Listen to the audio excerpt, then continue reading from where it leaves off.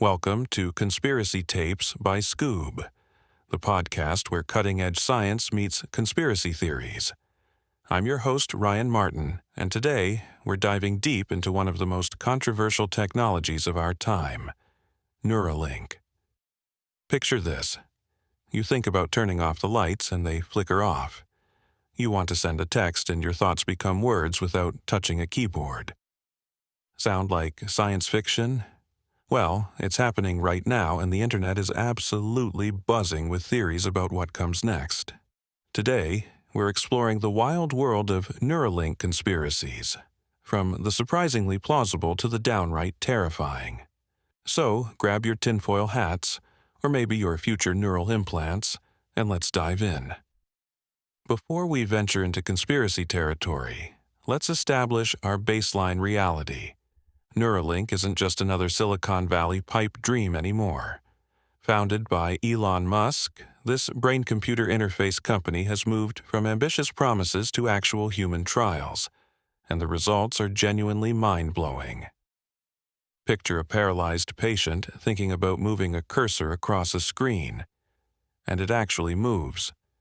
Not through some mystical force, but through real-time neural decoding.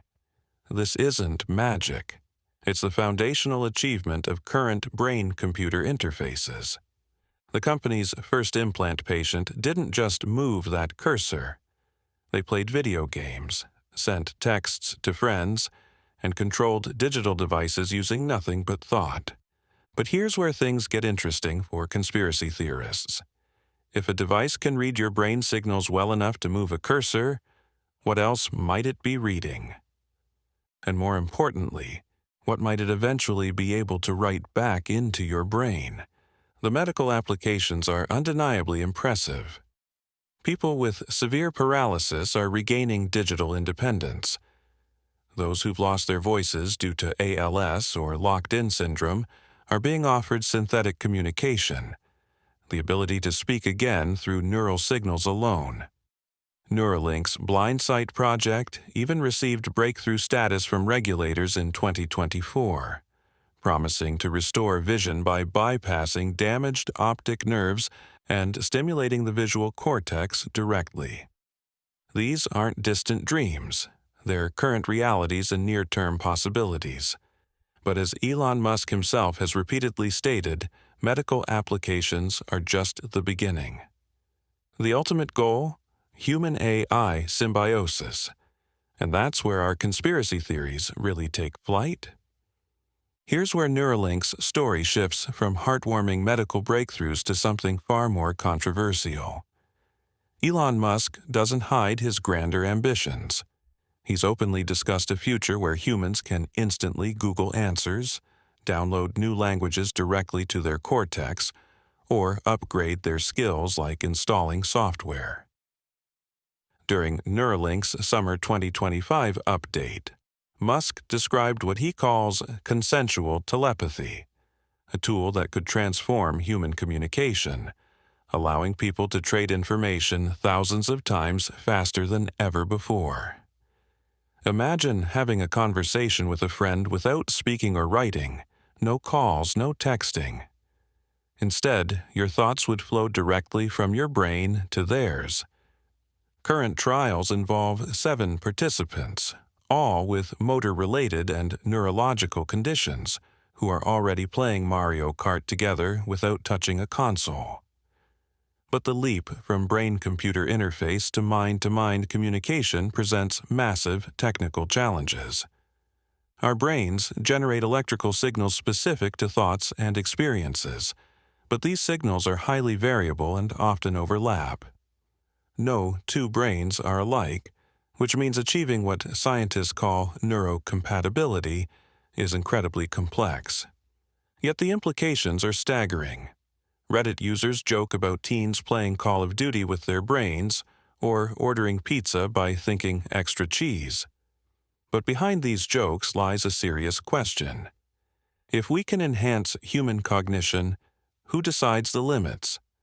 What happens to equality when some people can literally think faster than others? The enhancement agenda raises profound ethical concerns. philosophers worry about deepening existing inequalities, creating a divide between those who can afford neural upgrades and those who cannot. Even more unsettling is the possibility that once the technology becomes normalized, social pressure might push people into adopting it, not out of medical need, but out of fear of being left behind. Now, we're entering the darker territory that keeps conspiracy forums buzzing late into the night. If Neuralink can read brain signals for movement, what's stopping it from eventually decoding emotions, intentions, or even your deepest secrets? The fear isn't just about data theft like passwords or browsing history. It's the genuinely terrifying possibility that someone could read your private thoughts or influence your emotions through a digital system linked directly to your brain. Studies using brain imaging have already reconstructed basic thoughts, and AI is advancing rapidly. While authentic mind reading, as portrayed in science fiction, isn't possible today, the trajectory is concerning enough to fuel widespread paranoia. Cybersecurity experts have a saying, "Any connected device can be hacked."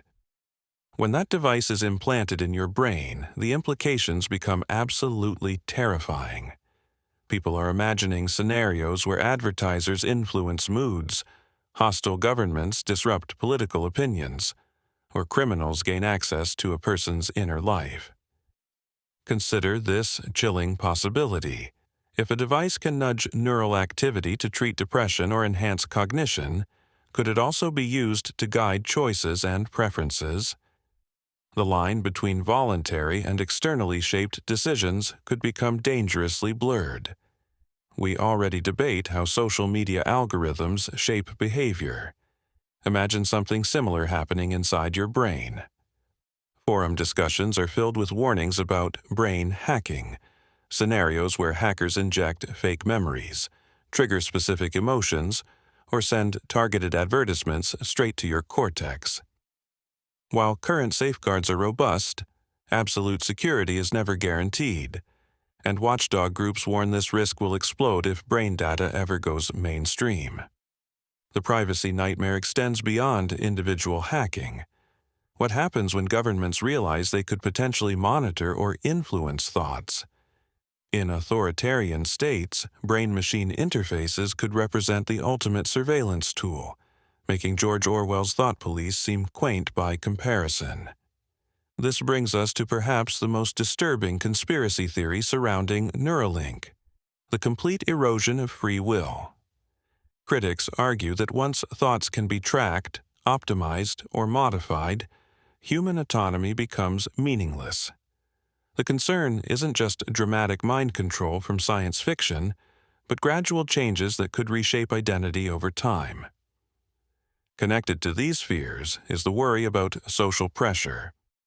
If neural implants become common or even expected for work, education, or social connection, people might be forced to accept a level of mental exposure they never would have chosen voluntarily. Autonomy becomes compromised when refusing a device means falling behind or being excluded from opportunities. Imagine a world where your employer expects you to have enhanced focus and memory through neural implants, where students compete against classmates with downloaded knowledge, where dating involves people with artificially optimized emotional responses. In such a world, even if devices aren't hacked, free will could feel compromised by social and economic forces. The conspiracy theorists paint even darker pictures. They envision governments using Neuralink as a tool for unprecedented overreach, able to monitor dissent before it's even expressed, or to pacify rebellious thoughts before they can organize into action. While democratic societies have strong data protection regulations, critics warn that technology can always be abused, especially when the stakes involve national security or social control. Some forums discuss the possibility of creating what they call mind billionaires, a new class divide between the neurally enhanced elite and regular humans. If Neuralink costs tens of thousands of dollars, it could create unprecedented inequality, where the wealthy literally think faster, remember more, and process information better than everyone else.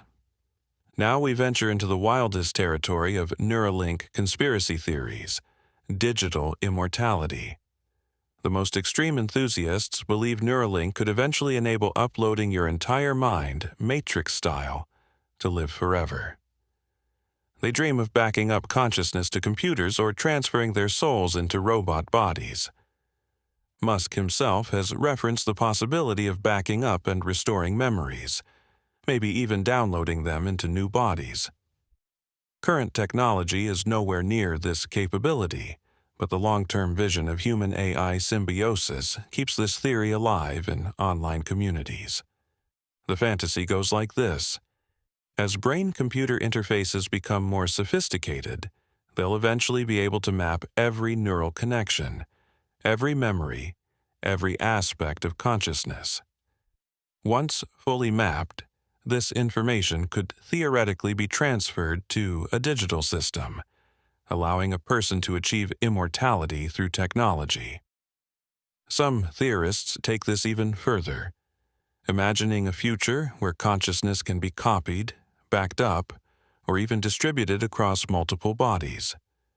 They envision uploading their minds to explore space, to experience virtual realities indistinguishable from physical existence, or simply to escape the limitations of biological death. However, neuroscientists are unanimous in their skepticism. There's currently zero evidence and no known method for copying or moving consciousness. The relationship between brain activity and subjective experience remains one of the deepest mysteries in science. Even if we could perfectly map every neuron and synapse, there's no guarantee that recreating this pattern in a computer would result in conscious experience rather than just an elaborate simulation. But the persistence of this theory reveals something important about human nature: our desperate desire to transcend mortality and our willingness to believe that technology might offer solutions that biology cannot. Perhaps no Neuralink conspiracy theory is more politically charged than the surveillance state nightmare.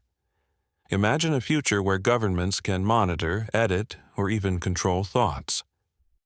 While current technology is far from this capability, the theoretical possibility alone is enough to fuel intense paranoia in online forums. The concern isn't entirely unfounded. If phones can be tracked and computers can be monitored, what happens when the device is implanted directly in your brain? In authoritarian states, brain-machine interfaces could theoretically become the ultimate tool for controlling dissent, monitoring political opposition, and ensuring ideological conformity. Critics point out that even in democratic societies with strong privacy protections, government surveillance programs have repeatedly exceeded their stated boundaries. The fear is that neural implants could provide unprecedented access to human thoughts and emotions, making traditional concepts of privacy and mental freedom obsolete. Forum discussions often focus on worst-case scenarios. Governments requiring neural implants for citizenship, using them to detect and prevent crime before it occurs, or employing them to ensure loyalty and compliance. Some theorists worry about authoritarian regimes using the technology to create perfectly obedient populations, unable to conceive of rebellion or resistance. The surveillance fears extend beyond government control to corporate manipulation. If companies can access neural data, they might use it to create perfectly targeted advertising that operates below the level of conscious awareness. Imagine marketing messages that trigger specific emotional responses or purchasing decisions through direct neural stimulation. While these scenarios remain in the realm of speculation, they highlight legitimate concerns about data ownership, consent, and the potential for abuse when the most private aspects of human experience become accessible to external systems. Before we conclude, let's ground ourselves in technical reality. While the conspiracy theories range from plausible to fantastic, it's important to understand what's actually possible with current and near-future technology. Brain-to-device communication is real and advancing rapidly.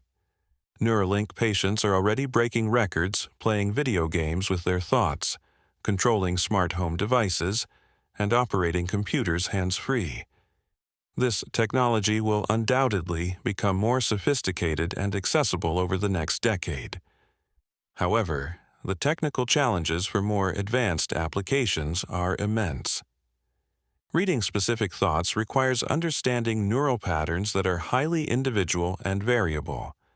Writing information back to the brain safely and effectively is even more complex. The dream of downloading languages or uploading memories remains firmly in science fiction territory. Current Neuralink technology can interpret intentions related to movement and basic communication, but it cannot read complex thoughts, emotions, or memories. The conspiracy fears about mind reading and thought control, while not impossible in principle, would require technological breakthroughs that may be decades or centuries away. Security concerns are more immediate and legitimate. Any connected device can potentially be hacked, and neural implants represent an unprecedented attack surface. However, the medical device industry has extensive experience with secure, implanted systems like pacemakers and cochlear implants. The security challenges, while significant, are not insurmountable. As we wrap up our journey through Neuralink conspiracy theories, we're left with profound questions about the future we're building. These aren't just discussions about hardware and software. They're debates about human identity, equality, privacy, and the kind of society we want to create. The optimists see Neuralink as expanding human potential, just as glasses enhance vision or pacemakers support heart function. They argue that neural interfaces could eliminate disabilities, reduce mental suffering, and unlock human capabilities we can barely imagine. The pessimists warn of a dystopian future where human thoughts are no longer private, where technology companies gain unprecedented influence over individuals, and where humanity risks losing control over its own evolution. They see Neuralink as a potential turning point where we surrender our mental autonomy in exchange for enhanced capabilities. The reality, as always, likely lies somewhere between these extremes. Neural interfaces will probably develop gradually, with medical applications leading the way, and enhancement features following slowly behind. Regulatory frameworks will evolve to address privacy and security concerns. Society will adapt, just as it has to previous technological revolutions. But the conspiracy theories serve an important function. They force us to think critically about potential risks and unintended consequences. They remind us that technological progress isn't inherently good or bad. It's the choices we make about how to develop and deploy these tools that matter. The questions raised by Neuralink conspiracies are fundamentally about human values. How much enhancement is too much? What level of privacy are we willing to sacrifice for capability? How do we ensure that transformative technologies benefit everyone, not just the wealthy or powerful? Neuralink exists where breathtaking medical progress collides with some of our darkest fears. From restoring movement to raising questions about surveillance, autonomy, and control, this technology forces us to confront how close the human mind is to becoming programmable. While many conspiracy theories drift into science fiction, the core concern is very real. Once thoughts can be read, altered, or stored, who truly owns them? We're standing at the edge of a neural revolution that could redefine privacy, identity, and free will itself. And as the line between human and machine continues to blur, the most important decisions may already be unfolding behind closed doors. So the real question isn't just what Neuralink can do, it's what it should be allowed to do, and who gets to decide. If you want to dive deeper into the unanswered questions, hidden debates, and unsettling possibilities behind Neuralink, download the Skoob app now to unlock the full story and explore what the future of human consciousness might really look like.